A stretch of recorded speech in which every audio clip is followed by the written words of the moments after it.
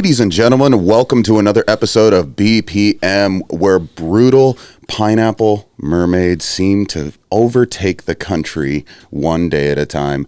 I am Blaine, aka Papa Bear. To my left, I have Jan, the photographer. Hi. And to my right, I have Trevor, the musician. Hi. Now, with today, man, you guys got to stop laughing at me. Today's special episode is going to be a doozy because we get to speak with Cameron of the Dreamer Agency, and we are very ecstatic to have him on with us today. He is going to be helping us learn new information about management agencies that can help bands moving forward with their careers. And, you know, honestly, I'm not going to stall for too long with talking too much. Cameron, can you say hello and tell everybody how you are? What's up, everyone? I'm doing good, doing just as probably well as I can be doing during these times. Oh, yeah, I'm sure the pandemic has been as fun for you as it has been for everybody. Oh, yeah. I mean, obviously there's a lot that I can't, do right now within the music industry and don't have control over, but the things I do have control over, I'm still doing those things and focusing on those things and trying to keep busy. Well, speaking of those things that you can and can't do, how about you tell us a little bit about the Dreamer Agency? So, I mean, I've worked with you in the past, but I want to give you like a moment to give us the elevator pitch of like what the Dreamer Agency is, what it is that you do, and like what you can kind of like give to the aspiring band world out there. Yeah, definitely. So I'm the owner of the Dreamer Agency. And the Dreamer Agency is basically divided into two divisions. We're primarily a management company, and that's what I do. That's my day-to-day operations. I'm a part of all my bands and all the bands on my rosters, day-to-day operations. So that can range from sitting in on like live writing sessions to scheduling marketing strategies to even sitting through the band drama. I'm there through all of it, and that's pretty much what I do day to day. And the second division of the Dreamer Agency is our tour booking department. So it's like typically you don't see like management control tour booking, and you don't see like a tour booking agent like manage their bands. But when I first structured the company, I kind of wanted to take a non-traditional approach on this concept, basically because like I like the idea of having a safe network that our bands that we manage can work within. Basically just a network that they can tour within that's safe for them to work within. Not saying that we don't work with like other companies outside of like tour booking, because like we always welcome that. But for us, it's safe knowing that we have a tour booking department that we can work within that is not going to set our bands up for disaster right away. Because majority of the bands that we do work with are still developing, and they haven't been to like specific markets in the country. But the way that we're set up in the West Coast territory of the country, to where I can pretty much mix and match, all the bands on our roster and pair them up and put them on tour with each other, and those tours will still be successful. So that's basically the two divisions within the agency itself. Okay. Well, no, that was very informative. I appreciate that. And that's cool. So you guys kind of like make sure to watch out for when, like this band's ready to go on tour. You ask the other bands in your roster if they're willing to jump on with it and just kind of buddy system through it more or less. Yeah. So like, say we have a new band that's never toured before in a specific region, and we have bands that are more developed in that region. We'll pair them up together and we'll help develop each band that way, and the roster works together. We don't we work as a team. Everybody's supportive of one another, and I'm kind of the guy that spearheads everything and kind of gets everything in motion together. But yeah, I mean everything pretty much works as a team, and we're all supportive of each other, and that's kind of how things have been running for the last 5 years. That's awesome. Fantastic. So you've been at it for a bit then. Yeah. We just hit our 5th year, and I mean, to see where the agency started to where it is now is like, it's been awesome to see its growth. And, I'm excited to see where it's at in another 5 years. Yeah. So Cameron, if I can ask, starting an agency, it's a big leap, but what is your origin like within? I'm guessing you come from the music scene somehow. How did you roll into this? Yeah, so I have a long story, but it's I'm okay. Most of these episodes are usually about an hour, so feel free to take your time with it. It's all good. We let Trevor ramble for 17 minutes on Bandcamp. Dude, you're fine. Rock and roll camp. Okay. Rock and roll camp, okay? No flutes involved. Awesome. Awesome. So yeah, I started mainly as a musician. Like I'm pretty much just like any, normal musician, dumb musician kid that started out and, had a dream and wanted to, tour around and experience, trying to make it big in the industry, and I basically spent all my 20s. I'm 31 now. I spent all my 20s basically touring in my band and was able to learn a lot. But I tried to gain like every perspective of the music industry because I always knew eventually like this is where I wanted to be. I always wanted to be working with artists directly and, manage a roster full of bands. So I try to always get like every perspective. So when I was like younger cat, when I was like in my, 15, 16 area, there was a local venue in town and I would go there and just learn as much as I could, just like from the people that were running it at the time. And basically, my first thing that I was assigned with was sound engineering. So I would show up and I would learn, and, eventually I became, a well-known sound engineer in the area, and I was able to tour doing that. And that's how I first started touring before my bands even started touring. But I knew like that's not exactly what I wanted to do with my, in the industry itself. I always wanted to be a manager, so I was always working towards that. So I started getting into show booking and promotion and learning the ways of the promoters. And I did that for a good amount of years, and then eventually was able to take over that venue that I was going to, my local venue, and I was able to manage that venue and basically operate that venue to where I was in control of like who was booking and who was working there and what bands were playing, and just managing the overall team.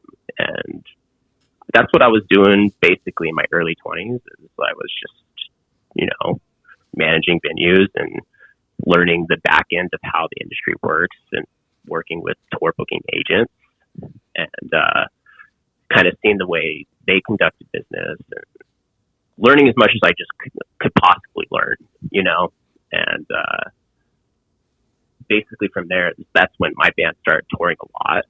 And we always like wanted to like get a tour booking agent, because it's easier if you could just focus on music and, tour around and just not have to worry about that stuff and like where you're going to play and like who's going to pay you and all that stuff. But like every time we would outsource that stuff, it seemed like we were always treated like not as well as like we would like to be treated.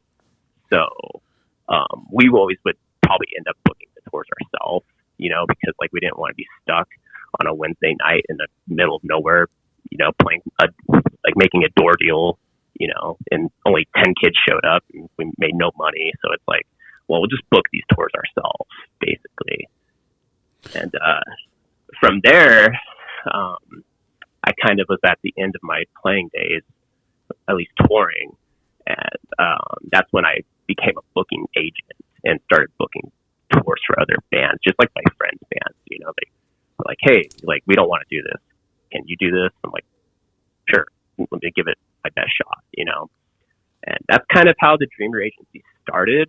It started originally as like a tour booking company that was like kind of a fake agency because like it was just something I used to get my band booked, because it was more professional to approach promoter, saying like, hey, we're this company and this is the band that, you should book. when reality was just my band. I like that. That's one way to roll into it. You know, Cameron, Yeah. I knew there was a reason why I really liked you, because everything you just said is pretty much the basis for why I started doing Papa Bear and Associates. So, I mean, not to dwell on it too long, but like, it sounds like you just kind of got sick of how the system was. So you took the time to learn the ins and outs of it and pretty much find a way to make it better for bands out there. Originally starting with yourself, which is perfectly fine, but you decided to create something that gave you the opportunity to help other bands further their experience without getting screwed over, giving them kind of like a little bit of somebody who gives a crap and gives them that safety net to kind of learn the ins and outs of it. And that's awesome, dude. I really respect that, because like I said, I got into the promoting aspect mostly because I was tired of seeing bands getting screwed over and only getting those door deals, whether, 10 kids showed up and it's like, oh, hey, well, you only get $5 tonight. It's like, that's not realistic. We've got to find a way to make it better so that way these bands are inspired to keep touring and have the money to keep touring and doing their shows. So, I mean, kudos to you, man. It sounds like you've got an awesome head on your shoulders and you actually genuinely give a crap about the musicians in the scene. So that's awesome to hear. Thank you.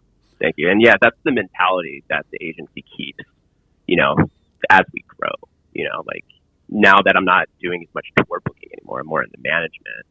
Like, that's the mentality we still have, like we want to always make these things easier for bands, because to be honest, like the system that these bands are in is completely working against them in every way. I agree. So it's like, how can someone like myself that runs an agency make it not such an uphill battle? No, that's really cool. Like I said, most people don't like me as a promoter because I'm not in this for the money, just because I'm a musician. And one of the things that usually blows most of the younger kids away is it's like, yeah, no, we just want to play. I was like, okay, well, what do you want to make? And there's not a single band that doesn't walk away with at least $100, whether it's their first night ever performing or, they're just a local, whatever. I mean, and it's insane to me how many bands, like $100 is like, holy cow, I've never been paid that before. And I've literally had so many tell me that we've never been paid $100 for a gig before. I've witnessed that actually at one of your shows where the bands and play. That's pure insanity to me, because you're asking, anywhere from typically 3-person band to a 6 to 7-person band to travel around the state, and they've never even made $100 at a gig before. That's sheer insanity in my mind. We're paying them to provide entertainment. We should be paying them to be providing that entertainment. Yeah. So that's one thing that I do like, is that we try to change that stigma around here as well, that, no, a band does have worth, and we need to make sure that bands understand what their worth is. So, yeah. So, yeah, and I respect that. Yeah, and Cameron, to kind of go back into what it is you do, because that kind of, you talked about the booking part of your agency. Now, are you also involved in things like merch design, music videos, things like that? Yeah. So on the management side, my day-to-day operation that I do for all the bands that are on my roster is, we go into like every aspect of what a band can possibly need. It could be sending out endorsement offers, or marketing strategy has been a big one this year, because obviously there's no touring, so it's like, okay, how can we get these releases in front of new eyes, and so figuring out like advertising and like seeing returns on our money that we advertise, and lots of meetings. We have lots of video chats, and we're always brainstorming on different ways we can help these bands and like what we can do for them. And like I've learned like Photoshop and like video editing and like everything that the band can possibly need. I try to like be that for them, so we can save money, so we don't have to outsource as much, because like the biggest goal for us is like just getting people to discover these bands. And when I mentioned the system that works against them, it goes into everything, the platforms that they're on, Facebook, Instagram, Spotify. All these systems are working against them, to where they don't want them to succeed. Like a band, they go record a song, they spend thousands of dollars, in the recording process, and they spend more money, thousands of dollars on a video, and then they place that video on social media, and the algorithms just work completely against it to where nobody sees it. Not unless you're paying an arm and a leg to keep it in front of people. Yeah, exactly. So it's like, if we can save these bands some money to where like we're not outsourcing as much and we're working within the agency itself, then it's like, okay, well, now we can utilize that budget that we're saving towards things like advertising and buying into the system and getting the system to work for us instead of against us. Okay, that's fair.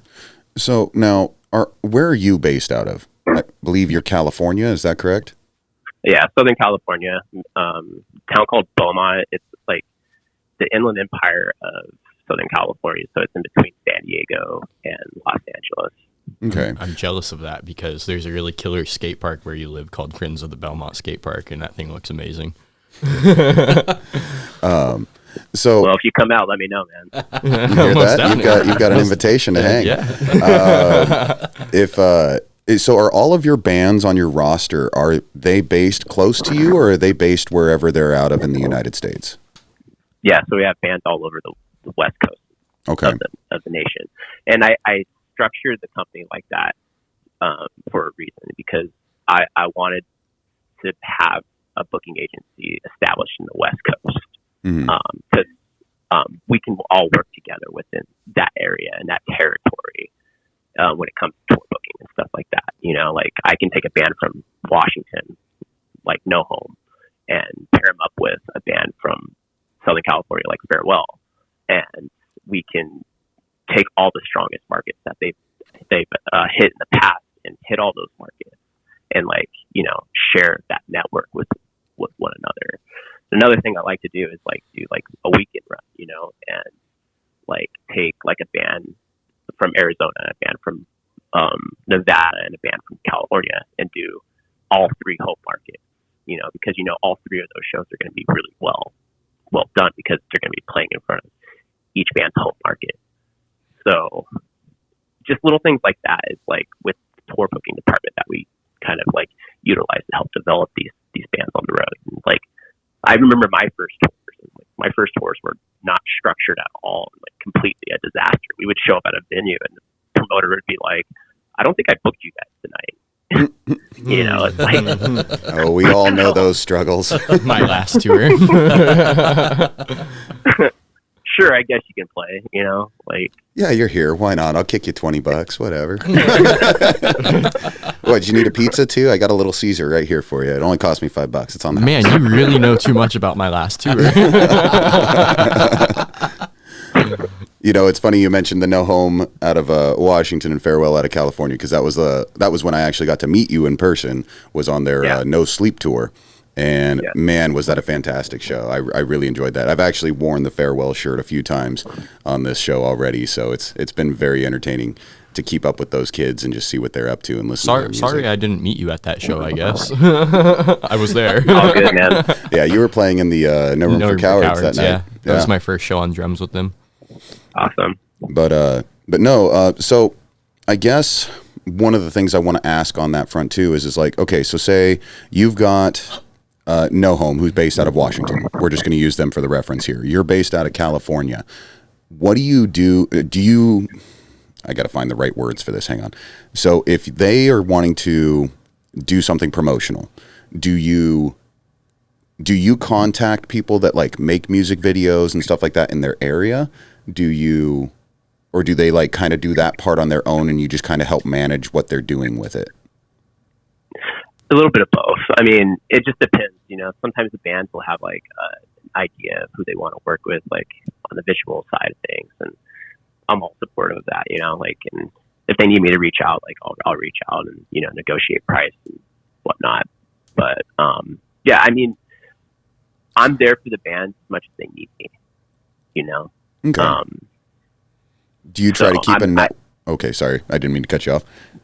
all good. I don't try to like intrude on like, you know, things that, you know, like they can handle and they want to handle themselves.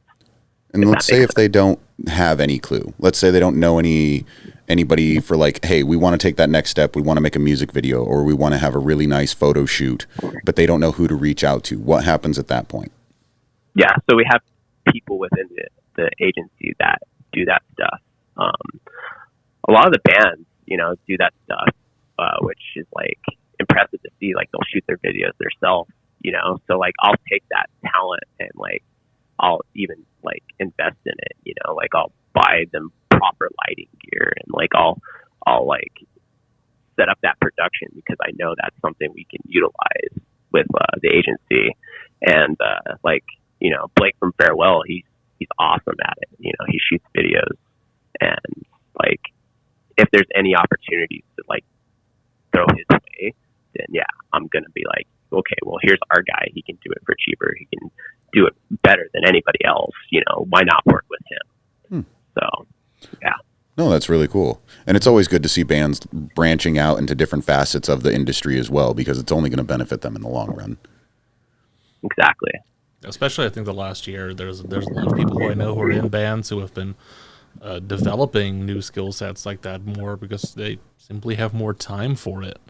I know I've personally like talked to a bunch of people who are in bands back in Portland about getting into photography more, just because you know they have the time to pick up a camera and learn how it works. Yeah, and that's important.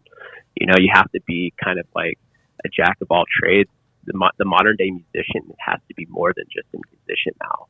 You know, they have to be going into business for themselves because the two lifestyles work against each other. You know, society wants you to, you know, work a 9 to 5, and unfortunately that doesn't support, you know, somebody in a band that has big ambitions.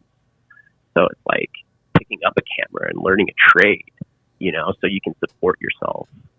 Being on the road is such an important thing for the modern day musician. And if somebody is out there that does have a dream to go out there and tour and make it a career, it's hard to be sustainable on the road, you know, especially when you have 4 to 5 other dudes in a van with you that, you know, are trying to do the same thing. So if you can go into business for yourself and learn a trade and be successful at that, that's going to help you be sustainable down the road. Absolutely, 100%. So I've got a question on, again, as far as your like marketing side of it and the managerial side of it. Do you guys let people reach out to offer? I stole your question. I'm sorry. It's okay. Do you let people reach out to you guys to kind of like see if they can offer their services to your company? Oh, never mind. Yeah, definitely.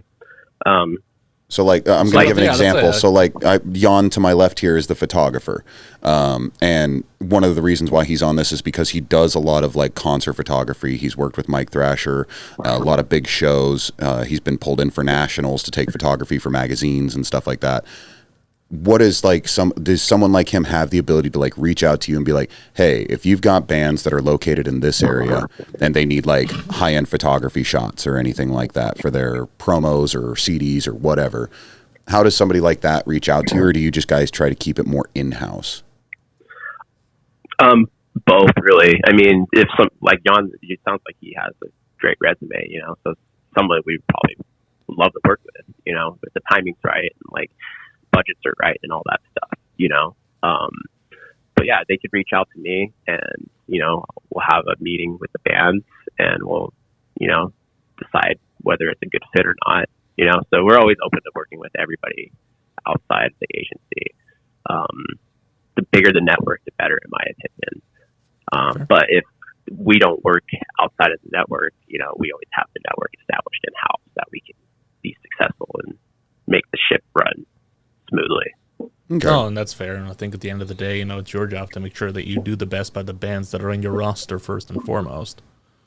Yeah. And especially like nowadays. Yeah, no kidding. Nowadays, it's more important than ever. Right. So Trevor, you were So saying. my question is, like, outside of the like management and tour booking end of things, being a musician, how does a band go about getting noticed by you and or onto your roster? So I do a really good job at like trying to, you know, keep up with like every submission that we have with the, like of the agency. Like you can go on our website and you can submit your EPK, you know, you can submit videos, your music, and I do a pretty good job at like looking at all of it.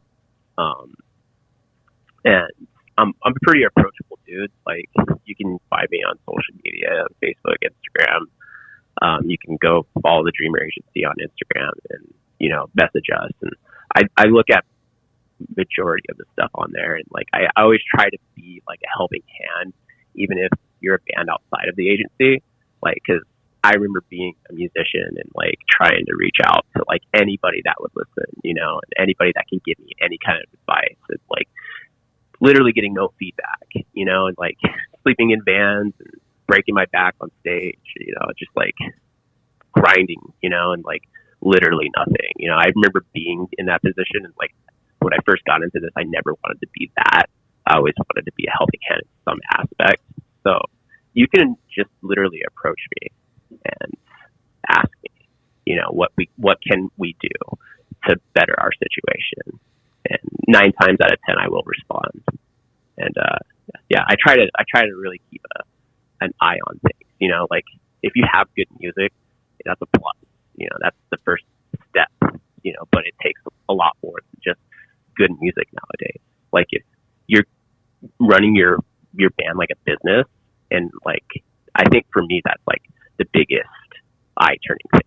You know, for me, like I see a lot of good music a lot, but like you can have a good video and release it, and you know only 100 people saw it on YouTube or something. You know, but if you're taking the right steps to like making sure people see it and making sure it's getting out there, then that's when I'm kind of like, oh wow, this band gives a shit about what they're doing, you know, and really cares and is willing to sacrifice and do anything they got to do to get it out there. And that's when I really start noticing.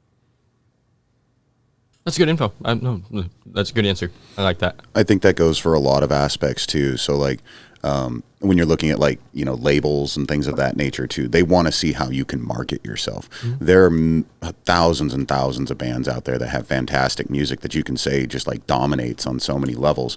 But if they aren't putting forth the effort to spread their material out there in the proper manners, and it's just like, oh, I'm just going to pop it on Facebook and that's enough.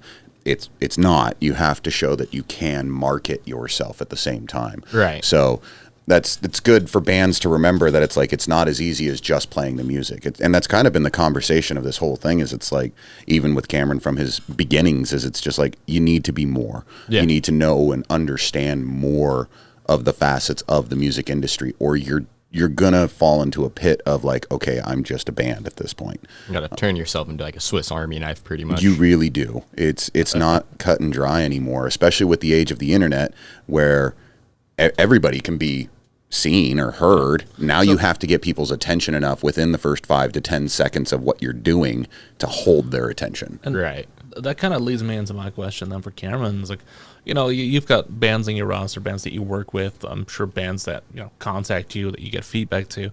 If you had to, like, say, like, nowadays, especially, like, in the COVID era, as we'll call it, what advice would you give to bands that are just kind of out there and not really doing much yet? Don't be afraid to, you know, make a plan for the future, you know, because this isn't going to last forever, you know. Eventually, like, things are going to get back to normal, and like those bands that are ready are going to succeed, you know, like, because when you take something away from people, you know, they want it more, you know, and that's kind of how like this whole like show thing is going to turn out. And I think, in my opinion, is when shows do get back, people are going to be like ready to attend, you know, which is going to be exciting to see, because I think before, you know, the pandemic, was kind of getting saturated, really saturated, to the point where it was like, oh, another show's this weekend, like, whatever, maybe I'll go, But now to the point where it's been taken away from us, it's like, okay, well, when shows come back, I'm there, And I think we're going to see another like renaissance of alternative music. So don't be afraid to make plans and be ready for that. Don't sit back on your couch because, the world isn't moving around you. Make the world move around you. What can you do today to be ready for that moment when, shows come back and the industry's picking back up and everything's coming together again. I like that. Make the world move around you. Mm-hmm. That sounds like that's a solid saying. It's like the world doesn't revolve around me, but I'm going to make the world move around me. Right. That's kind of a cool idea. Yeah. So I'm now going to pick a bone with you, Cameron. It's not a bad thing, but I think this is good debate to have. When do you think this pandemic's really going to end? When do you think shows are going to come back? And I'm not talking about like, okay, shows are cool. You can have 25% capacity shows. I'm talking like 20 guys in a parking lot. Right. When do you think it's going to be back to reality of real shows? Yeah, it's an interesting conversation because you can only speculate, like nobody really necessarily knows. But I think like striking conversations is like the first step to getting there, because it's like, it's dealing with people's comfortability level of like what do you feel comfortable doing? Are you ready to get back into full swing of things? Are you ready to travel around the country? And for me, when this first started happening, is like, I told myself, I'm not going to even think about tour booking until there's a vaccine, and we're just getting into the first stages of the vaccine and implementing it, across the country. And like, I've had my first dose of it and I've had my experiences with it. So it's going to be interesting to see how that works out. I'm not a scientist or anything. I'm just a dumb musician, dude. Right. And I'm not looking for like you to like be like, it's a set thing. It's coming back on this month of this day. But I mean, like, I'm more or less kind of thinking like, when do you think it's really going to come back? Because I saw you posted on social media about like, hey, what is it? When do you guys think it's going to come back? What will make you feel comfortable to coming back? And I noticed that it was like, hey, you took your first round of the vaccine and there's people talking about it. And it really seemed to generate more around like the vaccine aspect. And it was something that you said right when I brought this question up that was very important, is it's about people's comfort zones and us not as the musicians feeling comfortable, us getting the economy and the people that are in the scene that are the fans and the people we're trying to entertain to get them comfortable. Because bands can say they're ready any day of the week, but if the community's not ready. Well, and not just that, but it's like, when is the legality of it? As a promoter, as a tour booking agent, if you book an event right on the cusp of, when we are allowing things again, and there's a massive outbreak there, like, is that going to be held against you? Is that like, how much of a concern is that to you? Yeah. And I think what we're seeing right now is like everybody kind of just like looking at each other, like waiting for somebody to take a move, and, I don't know if anybody's like willing to like take that move because it could be, bad for their business for sure and bad for their reputation. So it's like, when will you see somebody take that step? And like, you're seeing these big sporting events, like the Super Bowl's this weekend, and I'm not sure how many people are attending that, but I'm sure majority, I think all of them are vaccinated.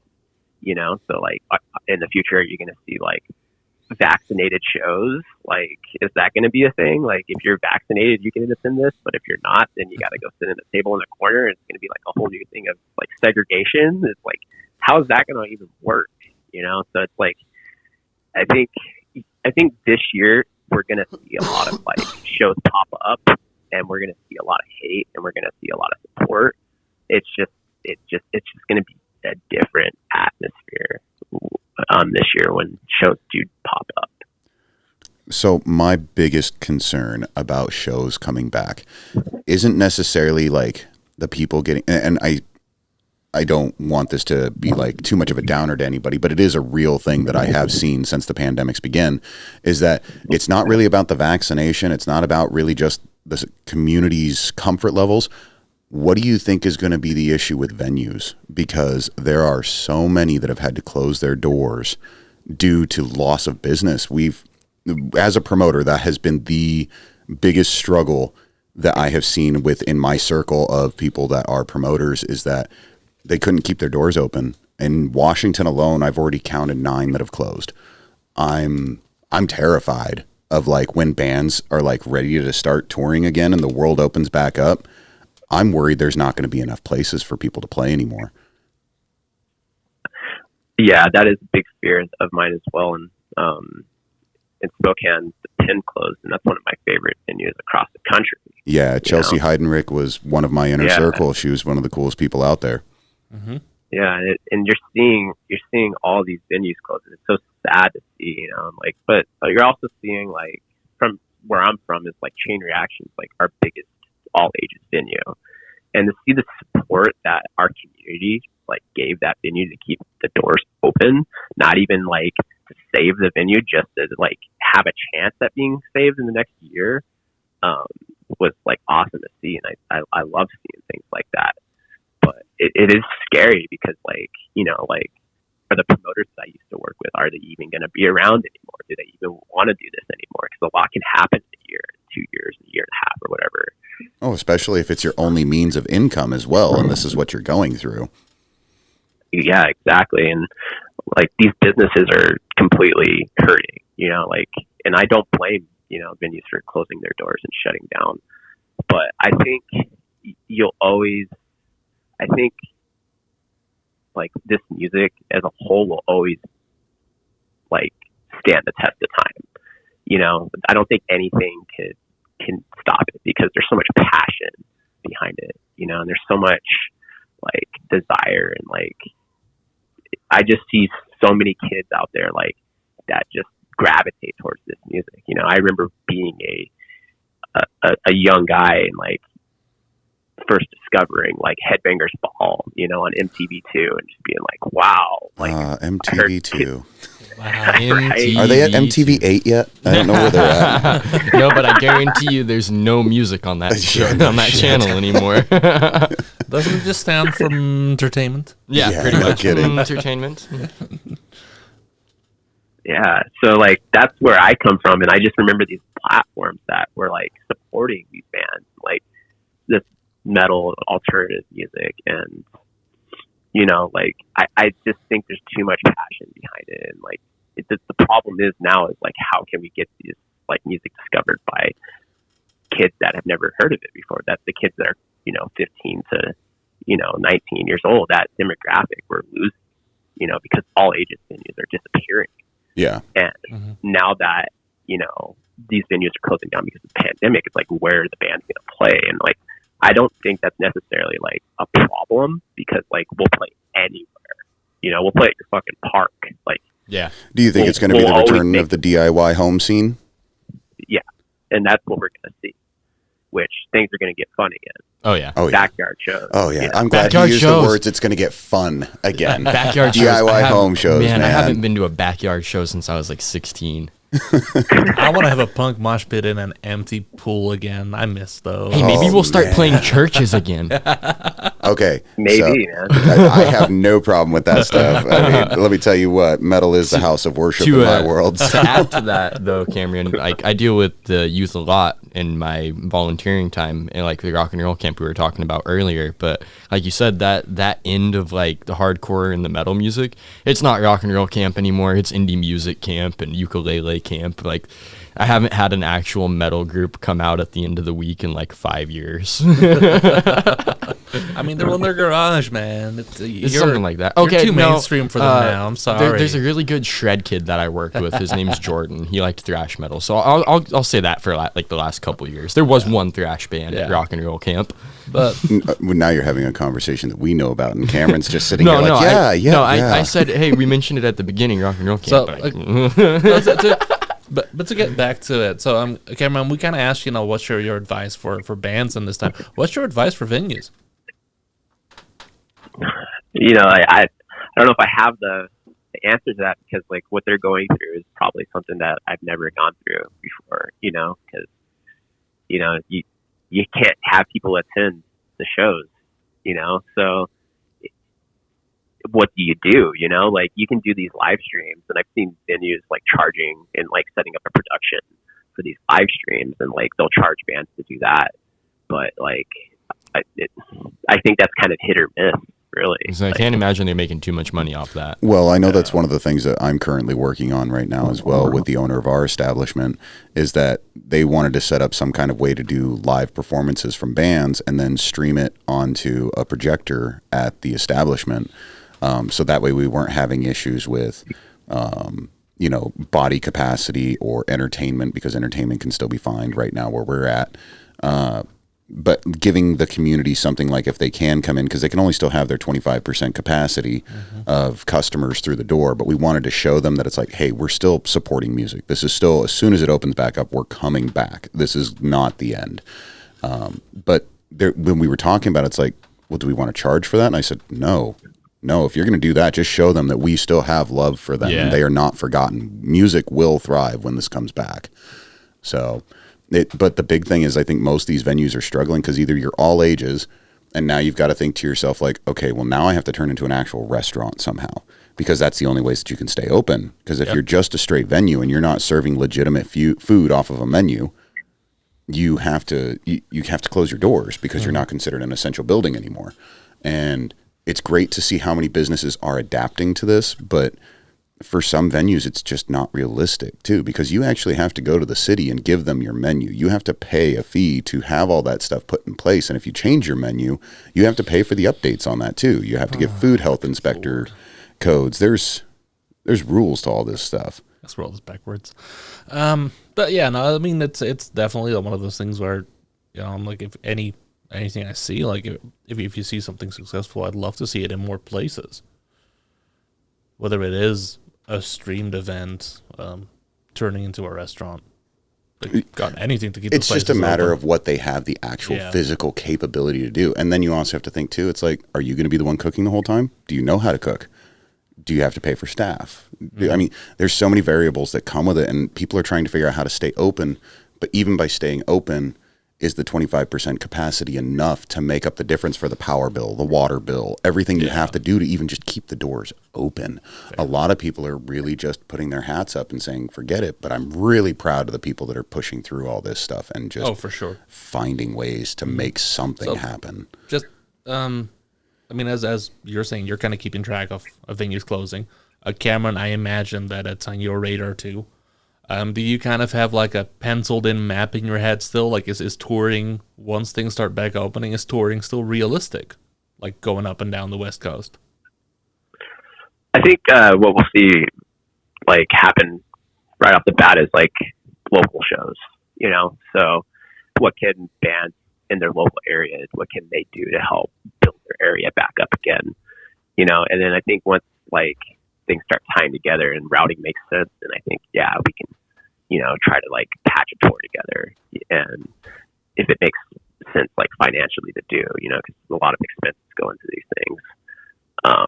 If we can safely get the band through a route that, is going to be not good, put them too far behind financially, like, let's do it, But I think what we'll see at first is like the local thing to start popping off and people starting to feel comfortable again.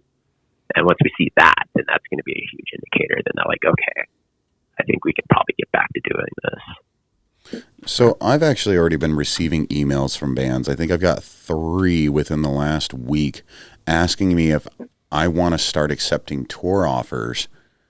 Or like, hey, do you want to throw a bid down on this tour that could come through your area? And I'm just like, are we ready for this point of the game yet? I mean, nobody's even fully open yet that I'm aware of. That's the part that confused the hell out of me when they asked you for a bid. Yeah. I was like, because I think that nobody knows what to ask now, because it's like the business is open. Do they have the financial capability to do it right now? I think, and that's one thing that I worry about too, is that when the bands do start touring again, are they going to be able to ask the same rates, but I mean, you don't want to ask any lower because I mean, bands are playing for mere pennies as it is right now. So I don't know. It's going to be, I'm really curious to see how it all turns out when it opens all back up. Yeah. I think it'd be more of a slow burn than it will like be like right away. It's going to happen. You know, there'll be a lot of indications that, you know, this is going to be something that we can do again. And I think that people that are like putting in like poor offers right now and like trying to get promoters to book, like, I think that process is just counterproductive. Yeah. I really do, because it's just, you don't know, you know, and until we see signs that are indicating that we can do it again, it's like, it's going to be a counterproductive process. But at the same time, I understand these agents and these bands want to be ahead of the curve, you know, because they're going to see the biggest benefits from it. So, well, it's kind of like you said too. It's almost like the world's waiting for whoever's going to take the first step. Yeah. So, but are we ready to do that yet? That's the question. Right. And that's kind of where my concerns are at as well with all of it. So, Cameron, moving forward a little bit, how about you tell us a little bit about your roster? Because one of the things that I will say about the Dreamer Agency's roster is, holy hell, you guys have one killer lineup in your guys' roster. I'm definitely a huge fan of No Home and Farewell, but I've got a super sweet spot for Marked Life. Yeah, those I like guys are Marked just Life. Amazing. I know recently, I think it was within the last month, you signed on another band. I'm sorry, I'm forgetting the name. I can't think of it. Female fronted, more. What is it? Constellations. Constellations, yeah. And they're like more of a punk poppy kind of a feel in my head, but We they're listened to 'em a minute fantastic. I was like, man, he's really starting to mix up this lineup a bit and get some different genres in there. And I just kind of want to give you a chance to just talk about your roster a little bit. Yeah, like, it's cool because like I listen to all the bands on our roster. Like, I'm a fan of all the bands on our roster, which is awesome. Like, and I was like looking at my Spotify and I was like, wow, like I listen to like my roster bands more than I listen to like the, you know, the main bigger bands that are like out in the industry right now. It's like, I just really like the music and I enjoy it. And I think that's a huge like reason why like I'm successful at what I do, is because I tap into things that I love to do, you know, and, a lot of the rosters just an homage to like the early 2000s, late, you know, when the big boom of the alternative music happened between, you know, 2004 to 2015, you know, so like post-hardcore, melodic hardcore, you know, pop punk, you know, just kind of like that kind of those genres. And for a while, I think like in the last few years, we've seen those genres like lose the platforms that have been supporting it for all these years. You know, when I was a young teenager, you know, you saw MTV2, and like that was a huge way to discover bands. You know, like you tune in every week to that channel. You know, like I remember seeing Killswitch Engage, Fixation on the Darkness video, and like I was just hooked right away. You know, just like, what is this music? You know, like you've never heard it before. I remember when MTV2 came out, and one of the first bands to ever be on it was Mudvayne. That's how everybody first introduced to Mudvayne, and I was just like, holy cow. Yeah, that's how I was too. Like I listened to like, you know, like Disturbed and like, you know, like Mudvayne, Slipknot, but sorry, I had to. Which is like funny. You can't just say Disturbed and not hit it. Not do it. But I was literally, I think I was just searching for, you know, that metalcore sound, that heavier, aggressive sound. And, you know, that's the platform that provided it at the time. And, you know, then we had, you know, all these different festivals that were able to like support these bands and make these bands push more into the mainstream. And like, as the years gone by, all these festivals are starting to disappear, you know, like we don't even have Band Warped Tour anymore. And that's sad. That's depressing. For me, it was the All-Stars tour. Yeah. That was the number one for me, because not only did they have great like metalcore, deathcore American bands, they always made sure to bring in some foreign bands too. Like that's how I found out about Tasters and Upon This Dawning, and those guys was from the All-Stars tour. So that one was big for me. Yeah, I wish they would bring I Killed the Prom Queen, but they never did. I was like, Right. That'd have been a good show. It would have. yeah, but yeah, we're seeing like all these platforms appear, and You know, like my thing is like if I see a good band out there and I know I can provide them a platform or at least get them to a point where like they can gain the exposure they deserve, like I'm like, okay, what can I do? You know, and that's basically the roster that I've established. You know, there's a lot of good music on there that is kind of like, you know, it pays homage to that early era of, you know, alternative music. So it's like, how can we revive that again and kind of like bring that nostalgia feeling back? And the Dreamer Agency is like we want to be like more of like engaging with fans as well. So like we want to be like more like noticed like a label would be, you know, because like I think the whole like idea of a label is great, but the way the industry's worked for so long, it's molding to the point where like almost that business model doesn't fit in my opinion. Well, I mean, I think that's why everybody goes DIY now too. Yeah. Now, when we're talking about, you know, you're talking about promoting the bands in your roster. I mean, I can tell you like at least 3 people listen to this podcast. What's some stuff that recently dropped on your roster? Well, he did say one was Constellations. That was one that I brought up. Any bands that have released new videos, EPs, albums? Yeah, so 2020 was our big year of like releasing music. When the pandemic first happened, we had all this music like just basically on catalog, just ready to release, and we were gonna like plan tour schedules around it and stuff. And when the pandemic hit, it was like, okay, what do we do? You know, it's like, so let's just release all this music that we have ready to go. And that's what we did in 2020. Upcoming 2021, we don't have as many releases planned. A lot of our bands are in the studio right now recording, but we do have Mark's Life. They are going to be coming out with I can't say yet, but they're going to be coming out with some new stuff here soon. When it does, you best be letting me know, because I absolutely adore those guys. They are so good. Literally from the day that you announced that you signed them, I watched that music video, and I was just like, oh my God. Yeah, those Marked Life is just amazing. I love them, love them, love them. Yeah, I remember when Sam, their vocalist, sent me their stuff, and I've known Sam for years. Like, when I was booking at venues, I would book his old band, Ring Hollow, a lot, and I always thought like that band had like potential and stuff. And when Sam told me he's starting a new band, I was like, dude, send it my way. Let me check it out. And he asked me if I'd be interested in managing the project. And I was like, I heard that tempo change and Just Death. And I'm just like, bro. Yeah, like I said, when you first announced it and I saw that Just Death video, I was just like, oh my Lord, this is going to be a powerhouse coming out of this band. They come on in our living room every once in a while. Yeah, we'll play random music and it'll pop on and we'll just be like, holy hell, this is great. I can never get sick of their music. Do you mind if I go down your roster real quick? Yeah, go for it. Okay, so if I'm missing anything, I'm doing this based off of the roster on your website. So let me know if I'm missing anything off of it. We just updated it. Sweet.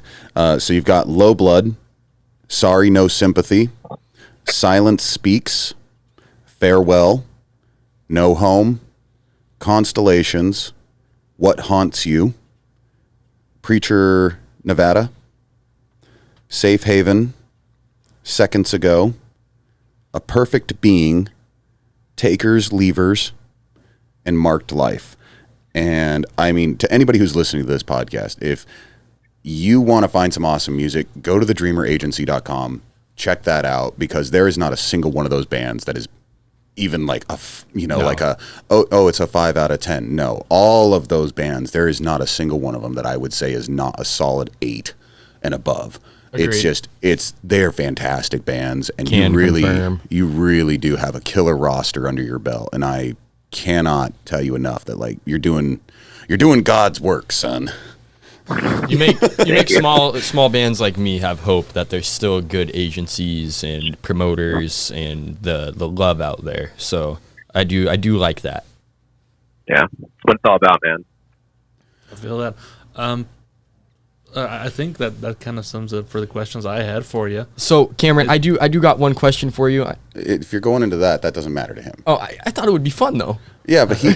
Nobody can see him, but I think it'd still be fun. You know what? That is fair. Let's ask him what he is. Yeah. Repping. So, Cameron, I know you probably got a ton of band merch, and you might be wearing some right now. If you are, what you wearing? Who you repping? Who you repping? And this is a thing we do in our show where we all announce like who we're repping because we always wear different band gear for every episode. So we would like to know: are you repping any band gear right now? I am. Yes. Yeah.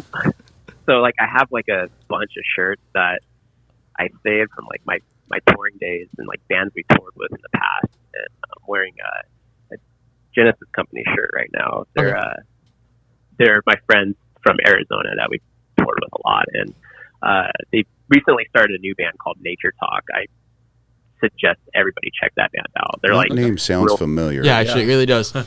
It's probably come up. You said it's Nature Talk, right? Yeah, they started a new project, and I think it's what kind so of awesome. If you had to throw a genre on them, what would you call them? They're kind of like that like pop punk, sad boy kind of pop punk, like Real Friends. Okay. Kind of like I love Real Friends. I love me anything in the punk wheelhouse. So, I yeah. don't really care. You like Real Friends. All right. So So what are you guys wearing? What? Oh, you want to know what we're repping? Yeah, let's hear All it. right. Okay. So I am repping A World Without. A World Without. These guys are amazing out of Portland, Oregon. They are technical death metal is what I'd go with. Yeah, they're black and technical death metal. Their most recent release has like definite black metal vibes to it. Oh and yeah, progginess the to ominous it, and tone to just all of it is fantastic. the leads for sure. So there's definitely some black metal blackened in there. I've booked those guys a few times. They are fantastic dudes. Always pushing and striving to do bigger and better. Yeah. This new album that they dropped, it is solid through and through. There's not one bad song on it. Honestly, I have to say, I photographed them here when you booked them. I photographed them in Portland when they had a show where they were between drummers. And you know what? They still went on stage and killed it. So props to those guys. A world without a drummer. Yep. But yeah, so that's who I'm repping. I'm repping A World Without. Trevor, who you got? I'm being that dude, and I'm repping my super limited edition Violent Sound 10-year anniversary, The Last 10 Seconds of Life windbreaker. Nice. Saw them on that tour, and they absolutely destroyed it in Walla Walla. One of the most insane mosh pits I've ever been in. What kind of music? Straight deathcore. Straight deathcore. Just straight deathcore. And then for our last What You Reppin', I know what he's wearing underneath that sweater. So Cameron, I hope you're ready for this one. I you know what? I'm going to introduce this before I show it off. I am repping a gift because the two gentlemen who joined me here at this podcast table, for Christmas, in my name, decided to back a heavy metal project on Kickstarter. And for that, they got a reward, and part of that reward was the shirt that I'm wearing right now. So I'm repping David Hasselhoff for his Through the Night With with Cusack. Cusack. And if you have not heard that song Through the Night with friggin' David awesome. Hasselhoff and Cusack, it has no right to be that good. It Not at really all. It is so awesome to see the Hoff just Yes. taking names and still showing why he is the badass he is. He really is. the level of Kickstarter that we pitched in, he got like a cinch sack, a t-shirt, a signed poster, a print, a fold out with like an acoustic version of the song with a, like Don't 6-panel forget, insert. there's a hat in there too. Oh yeah, a hat, and then also I don't know if his name's in the Yeah, his credits name's in of the the making credits. of, and then he also has links to the behind the scenes making of them videos. And it is so great because we told him about it and he saw it and he was like, this is the greatest thing ever. It really is. Everything about the Q-Stack Hasselhoff Through the Night is way it's- better than it has any right to be. Like the design on the that shirt. quality of it, it's actually Everything. one of the comfiest shirts I own. It's very crazy. You'll have to see that music video though, Cameron. You really need to check it out. I'll make sure to. All right, so pretty much, I mean, that's pretty much all the questions I think we have Yeah, for you, yeah. Cameron. Is there anything that you just kind of want to throw out there, or do you have any questions for us, or any topics that you just kind of want to see other people's opinions on, or are you feeling pretty good about the day? Yeah, I mean, this is a great conversation. Maybe, if you guys like, if this is successful, and, you can have me back and can At dive the into very some more least, concept. the day you book a tour again post-pandemic, I want to get you back on here to kind of hear what your experience is with it. Yeah. I mean, I don't even care if this does successful or not. I'd like to have you back regardless. You're a killer dude who's making killer moves. Let's do it. Yeah. So I've had Call it a plan. Even though I haven't spoke much, I've learned a lot because like I still am, and so is Blaine. We're still both in bands at the moment, and the knowledge that you provide is good. Yeah. Awesome. But yeah, man, no, it's absolutely been a pleasure having you on the show with us. And like I said, if there's ever any point that you wanna do this again, let me know. I mean, heck, if you have a topic that you want to bring up and you want to get our opinions on stuff too, we're open books to everything. But the whole point of this podcast is to kind of like talk about the music industry from 3 different facets, and obviously you being on today gave us a 4th facet for us to talk about. And our biggest thing is we want to help bands, fans, people in the industry. We want to let them learn, and that's why we were so excited to have you on. Is it's like, hey, tell us about what you do, tell us about how you help bands, things of that nature, what you can provide them. And that's what we want to do. We want to teach people. We want people to learn. We want people to grow. And we've got this downtime.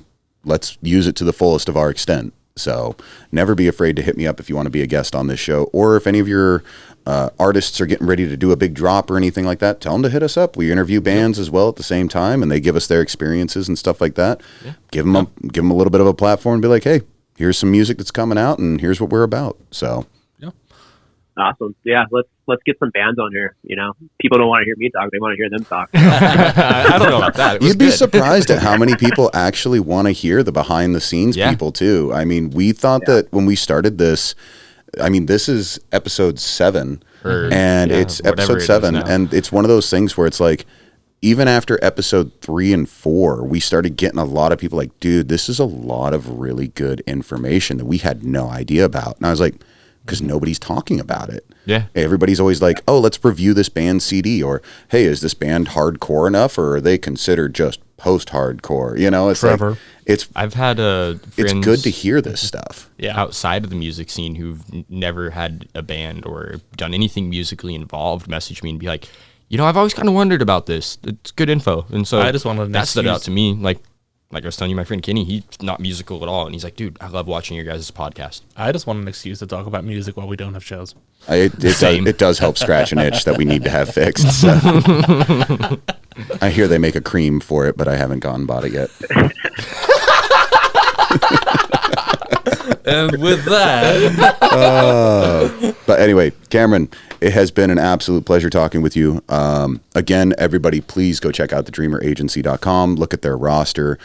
I mean, obviously, he said Mark Life's getting ready to do some stuff. Constellations, they're the new one to the roster. Make sure to check them out. There are so many good bands on your guys' roster, and I cannot thank you enough for taking the time to just sit down and ramble with us for an hour and, you know, just give more insight into the music scene and help these guys out with more info and knowledge.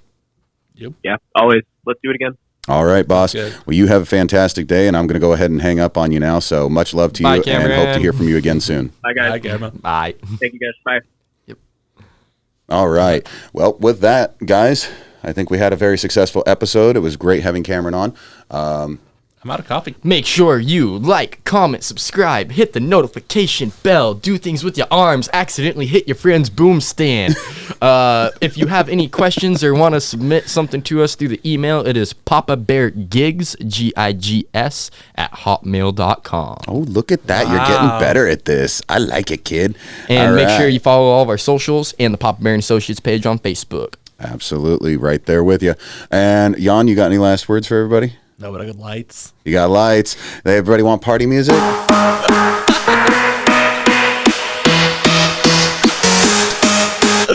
Oh, I love it so much. But ladies and gentlemen, the only other thing I would say is if you enjoyed this interview, please, even if you're not somebody who wants to interview, if there's somebody you would like to hear us interview, please reach out to us. Shoot me a message on Messenger. Hit me up on emails like Trevor was saying, papabeargigs @hotmail.com, Papa Bear and Associates. And if you know any of us online, you can message us privately too on our personal pages. Blaine Shrum, Trevor Allen Dean, Yeah, I don't even. Jan Manenga. Close enough. Manenga. No, wait, no, I got it. It's the phlegm that makes it. No. Oh, it's Jan. This is how you say it. Anyway, much love to you all. With that, we're out and good night. Papa Bear and Associates does not take any responsibility for sexual complications while listening to this program. Side effects have been known to include sweating, extended and unexpected erections, perked nipples, butt clenching, inflammation of the testicles, and anal seepage. Furthermore, if you are experiencing any of these symptoms, you should make sure to send us your non-graphic pictures for our viewing pleasure. Thank you and much love.